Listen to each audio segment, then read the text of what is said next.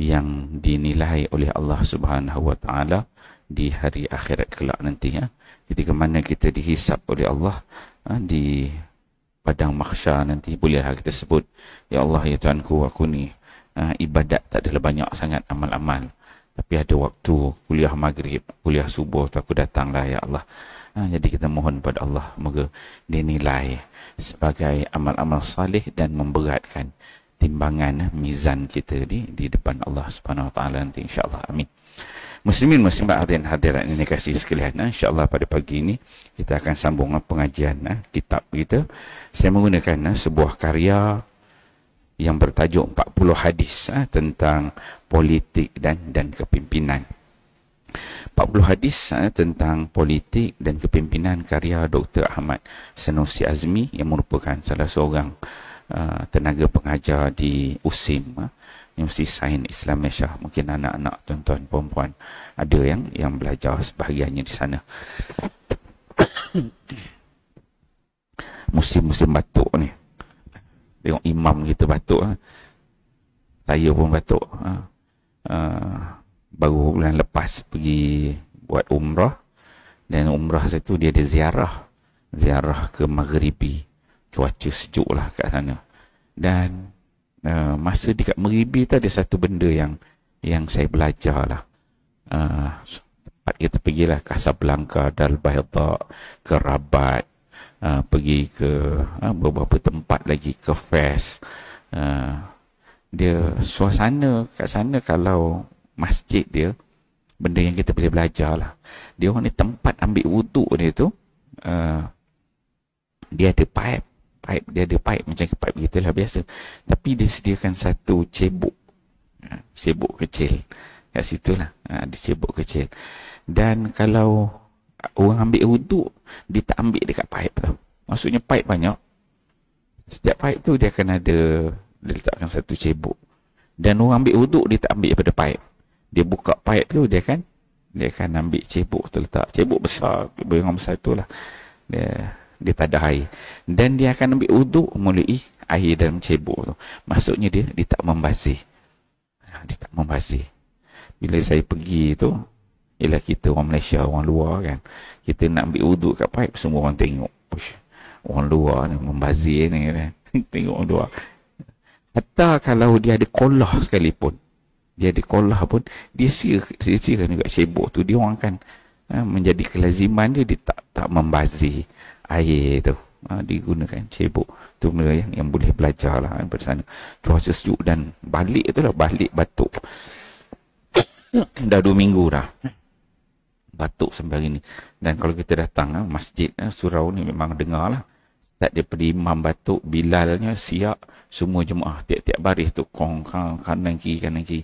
Tapi jangan takut tuan-tuan, kita berada kat rumah Allah, insya-Allah rahmat Allah tu tetap turun. Allah Taala, kalau orang pergi pasar raya, tempat-tempat lain, elok je batuk, rumah Allah pula sebab batuk kita tak nak pergi, rugilah kita kan. Mesti di sana ada bantuan Allah yang Allah berikan pada kita. Okey, kuliah kita terakhir di sini ialah pada 4 hari bulan 11 yang lalu. Kita berada pada muka surat 31. Kita telah membahaskan sebanyak 6 hadis, dan pada pagi ini kita akan masuk hadis yang ke-7. Antara hadis-hadis yang telah kita bahaskan ialah pengarang digariskan. Yang pertama, gila kuasa merupakan satu penyakit. Hadis kedua, larangan meminta-minta menjadi pemimpin. Ketiga, menjadi pemimpin adalah satu penyesalan. Keempat, pemimpin penipu diharamkan syurga Allah. 5, pemimpin mestilah kuat dan amanah. 6, larangan membantu pemimpin yang zalim. Dan pagi ini kita akan tengok hadis yang ke-7, iaitu pengarang letakkan tajuk pemimpin yang menyesatkan. Ada tuan-tuan, rupanya ada hadis Nabi SAW yang menyebut pemimpin yang menyesatkan. Sepatutnya bila diangkat jadi pemimpin, seorang itu memimpin, bukan menyesatkan. Tapi ada rupanya hadis yang sebut bila diangkat dia tak jadi pemimpin. Orang ingat dia ni boleh jadi pemimpin, tapi bila angkat rupanya tak memimpin, tapi dia menyesatkan. Tak kisahlah, dia pimpin keluarga, nak pilih suami contohnya, Kan? Tengok sebelum kahwin, masa bertunang, baik, bagus orang dia begini kan. Tengok puas hatilah, cantik semua, adab, akhlak semua okey. Tiba-tiba bila dah kahwin, astagfirullahalazim kan. Ingat memimpin rupanya menyesatkan. Baru true color tu dia keluar kan. Wah, tu dalam konteks berumah tangga lah. Dalam konteks memimpin masyarakat, memimpin masjid, memimpin taman, penduduk, memimpin negeri, daerah, negara dan sebagainya. Maka ada hadis Nabi yang membicarakan bahawa pemimpin yang spek yang menyesatkan. Jadi bagaimana cara kita sebagai orang awam nak berinteraksi dengan pemimpin yang sedemikian? Sebagai orang kampung, layman, marahin ni, kita nak interaksi bagaimana dengan pemimpin gini. Kalau kita orang bawah, kalau kita pula pemimpin, bila dengar hadis ni, ish, ni cerita tentang aku dah kena hadis ni kan. Kalau kita merupakan seorang pemimpin, ni atas batai hidung aku dah kena ni kan. Maka apa sebenarnya perlu kita muhasabah, kita fahami dan pelajari ya. Hadis ketujuh, pemimpin yang menyesatkan. Hadis ini disunting daripada Sunan At-Tirmizi. Hadis nombor 2229 yang dinilai sebagai hadis yang sahih. An Sauban qala Rasulullah sallallahu alaihi wasallam,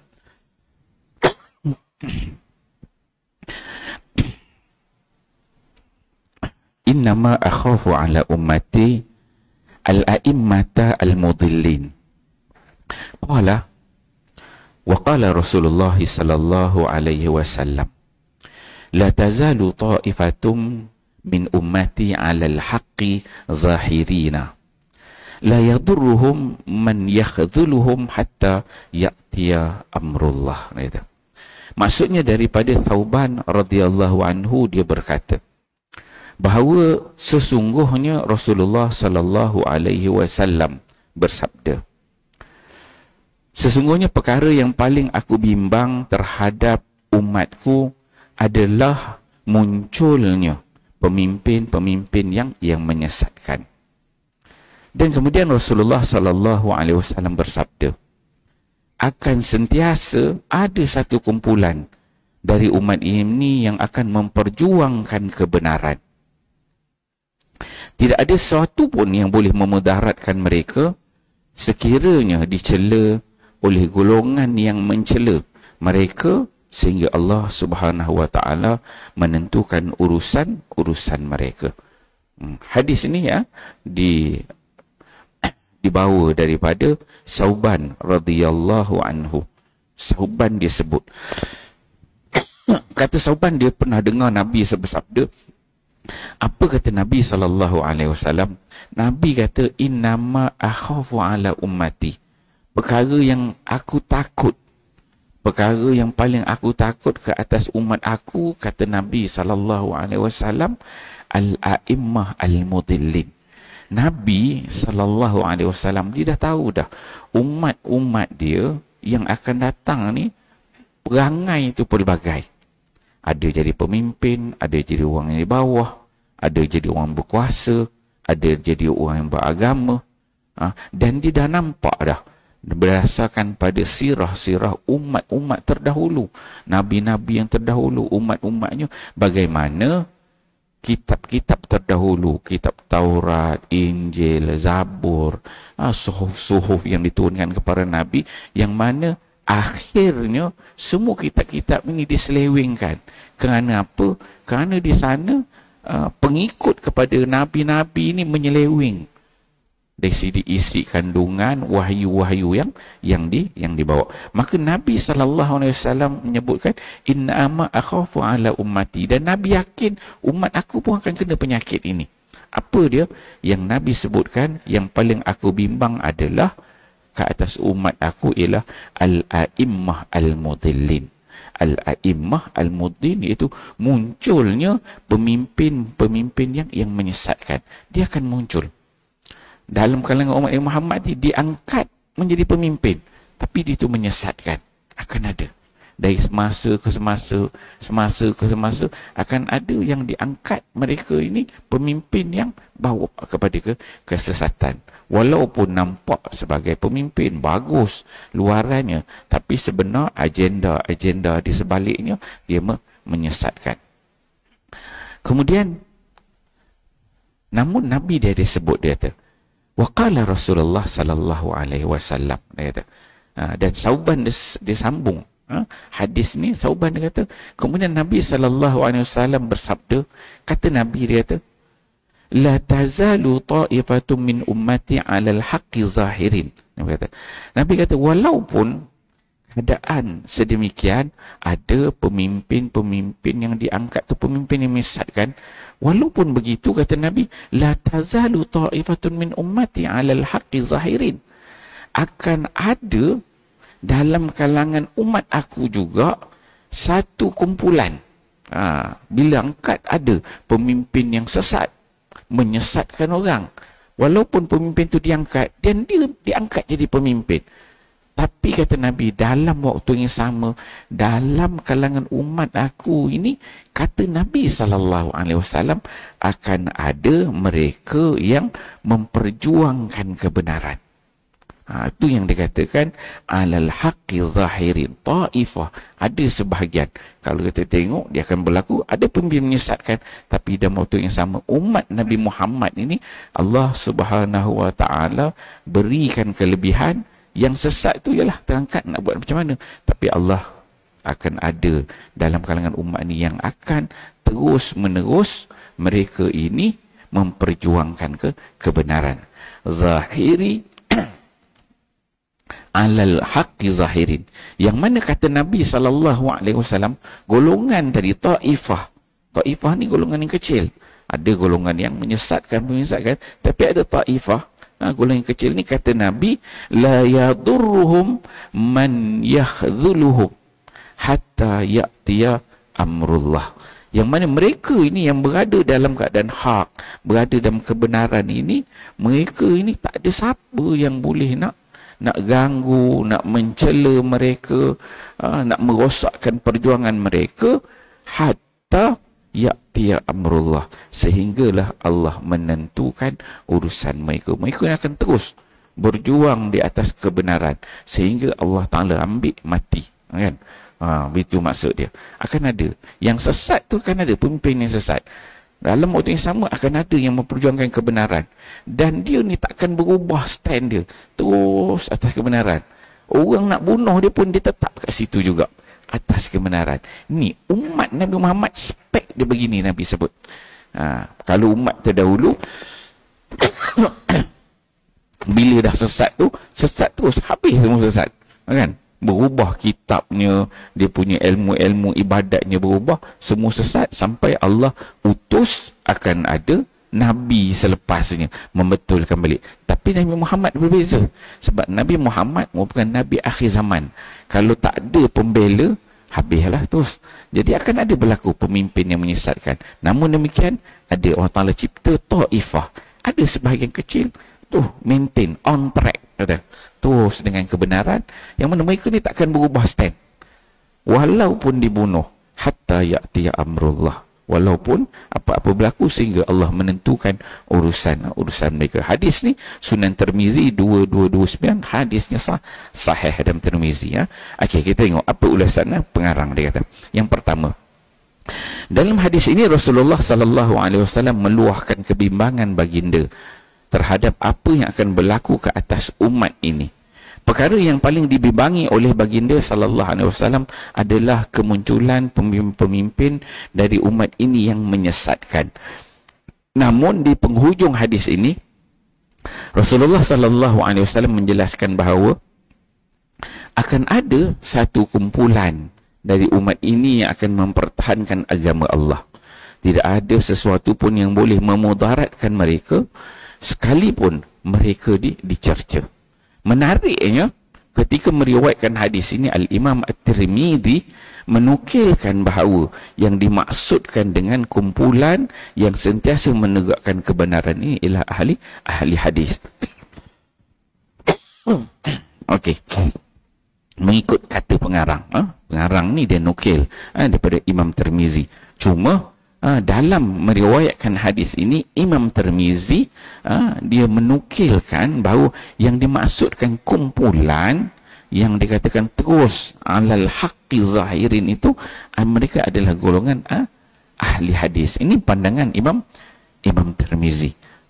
Maksudnya akan ada golongan ahli hadis ni, mereka ni yang mempertahankan Quran, mempertahankan hadis-hadis Nabi sallallahu alaihi wasallam. Orang katalah bagaimana, maka dia tetap dengan ilmu yang dia pelajari, dengan sunnah Nabi, dengan hadis Nabi sallallahu alaihi wasallam. Memang kalau kita baca sejarah Al-Imam Al-Bukhari, tuan-tuan baca sejarah dia, memang dicerca, orang tak nak terima, orang pulau kan. Dan bukan dia saja, ramai dalam kalangan At-Tirmizi ulama hadis, dan semua boleh katakan ulama hadis yang menegakkan hadis-hadis Nabi sallallahu alaihi wasallam, ihya sunnah ni, mereka ni semua ada musuh masing-masing. Ada je orang yang tak suka, yang mudillin, yang nakkan kepada kesesatan, tapi mereka ni tetap di atas sunnah Nabi sallallahu alaihi wasallam. Ini kata Tirmizi, ada dalam golongan mereka yang dimaksudkan itu adalah ahli hadis. Itu yang pertama. Okey.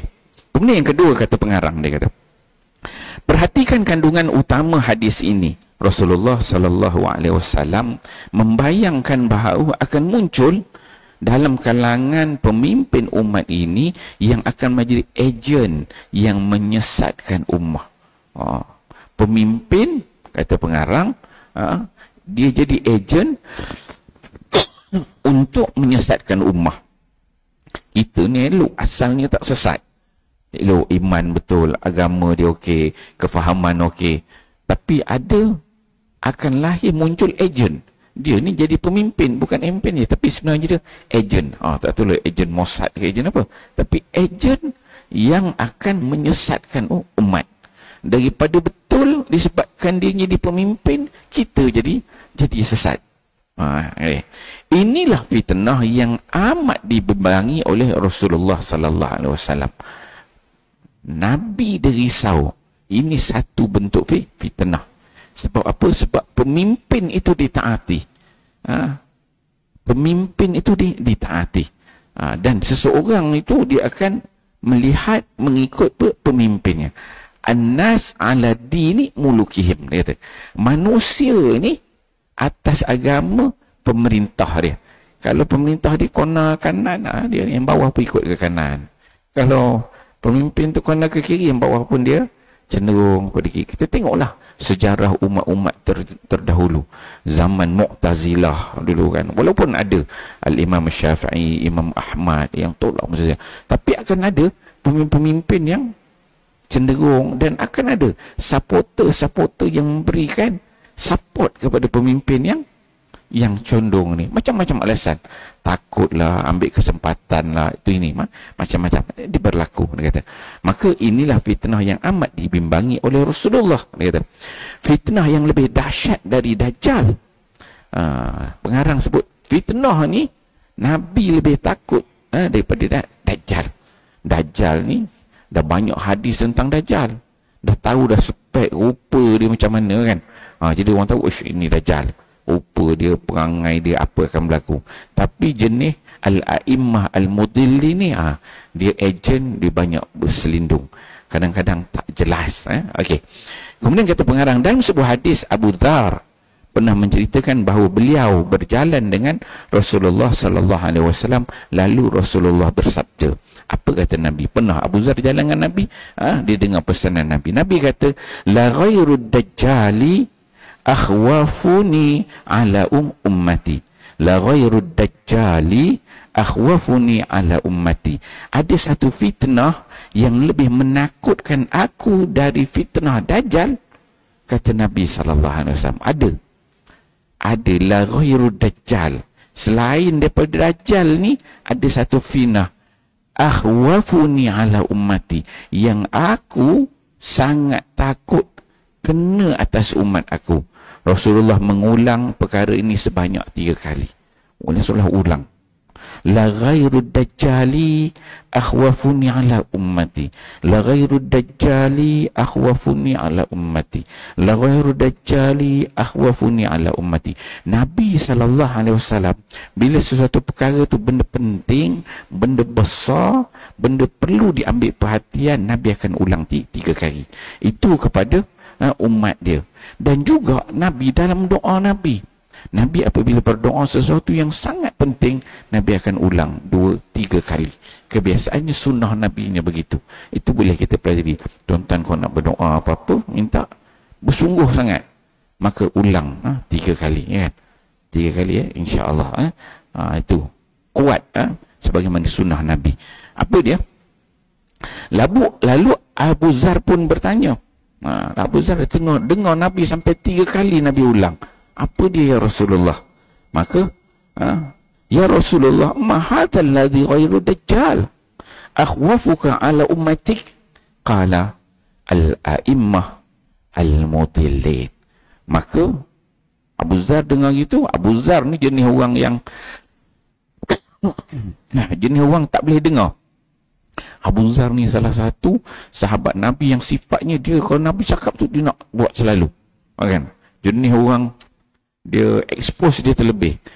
Ketika Abu Zar ni, ketika mana dia mula dia masuk Islam, ini zaman dakwah Nabi secara secara sembunyi. Nabi ni 3 tahun pertama tu dakwah Nabi secara sembunyi. Abu Zar masa tu dia masuk Islam dia. Tarik. Bila dia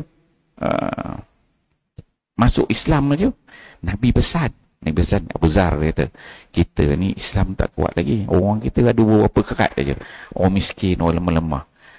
Nabi dia pesan, Abu Zar, jangan bising-bising kata, duduk diam-diam aja, kan? Kita nak besarkan dulu Islam ni. Abu Zar ni jenis orang, dia tak boleh, dia kata.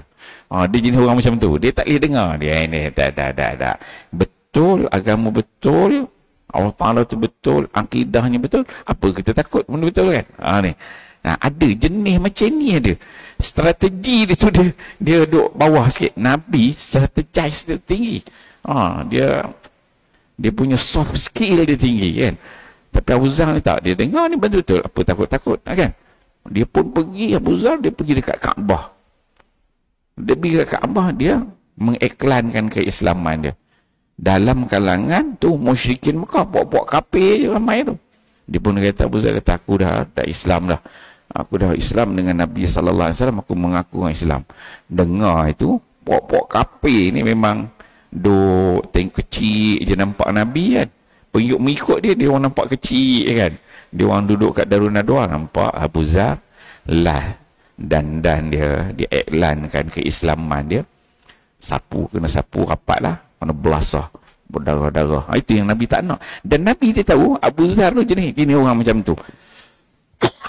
Jenis dia sabar pada benda baik ni dia kurang. Terus saya nak beritahu. Okey. Dan Nabi bila Abu Zar bila dia dengar Nabi cakap macam tu, apa benda? Terus dia tanya pada Nabi SAW, wahai Rasulullah, fitnah apakah yang engkau lebih takut dari Dajjal? Rasulullah lalu menjawab, pemimpin atau ulama menyesatkan. Ini al-a'immah al-mudillin. Dia kata para pemimpin. Ni pengarang dia letak dalam kurungan, atau ulama. Pemimpin tu sama ada pemimpin dia peringkat dari sudut pengurusan pentadbiran, ataupun boleh jadi ulama yang menyesatkan. Ini dalam Musnad Ahmad dinilai sahih li ghairihi oleh Al-Arnaud. Itu poin yang kedua. Kemudian yang ketiga kata pengarang, biarpun hadis ini dinilai lemah, daif oleh sebahagian pengkritik hadis, terdapat satu hadis yang hampir sama mengingatkan kita tentang perkara ini. Menariknya bila penulisan hadis oleh pengarang ni, dia akan ambil riwayat hadis dengan jelas, dan kalau ada yang lemah tu dia akan cerita. Ada pula yang support hadis-hadis kalau bersifatnya lemah. Apa dia kata pengarang? Sabda Rasulullah sallallahu alaihi wasallam, innama akhafu ala ummati al-a'immah al-mudillin. Ini dalam Sunan Abi Daud, hadis 4252, dinilai sahih oleh Al-Albani. Dia kata, sesungguhnya aku bimbang ke atas umat aku akan kemunculan pemimpin ataupun ulama yang menyesatkan. Maksudnya bentuk hadis Nabi yang menyebutkan Nabi sangat takut pemimpin menyesatkan ni, banyak redaksi dia, banyak lafaz-lafaznya. Walaupun ada sebahagiannya dhaif, ada sebahagiannya lemah, tapi banyak. Mutabaqah dia banyak. Okey, itu yang ketiga. Yang keempat, kata pengarang, ketika menghuraikan hadis ini, Syekhul Islam Ibn Taymiyah menjelaskan bahawa yang dimaksudkan dengan lafaz al-a'immah ini adalah para pemimpin. Kan? Kata Ibn Taymiyah pula, al-a'immah kat sini dimasukkan pemimpin. Kata Ibn Taymiyah, apa kata dia? Wa qala Syekhul Islam Ibn Taymiyah rahmatullah, al-a'immatu al-mudillun humul umara.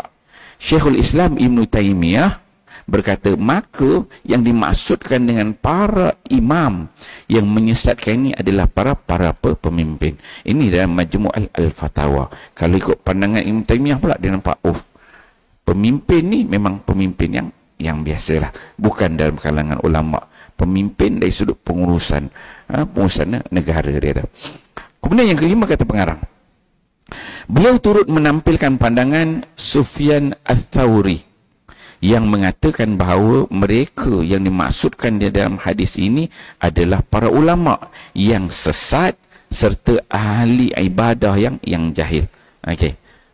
Ikut poin yang kelima ni, kata pengarang, Syekhul Islam Ibn Taymiyah dia tambah lagi. Pertama dia disebutkan pemimpin secara umum, kemudian dia nukilkan pandangan Sufyan Ats-Tsauri, seorang ulama yang banyak membicarakan tentang hadis Nabi. Maka Sufyan Ats-Tsauri bila disebut hadis ini, dia terangkan, dia kata siapa yang dikatakan al-a'immah, pemimpin yang menyesatkan itu. Maka kata Sufyan Ats-Tsauri, mereka ni sebenarnya ulama. Yang sesat itu adalah ulama. Ulama yang sesat serta ahli ibadah yang jahil. Buat ibadat tak ada ilmu, kan?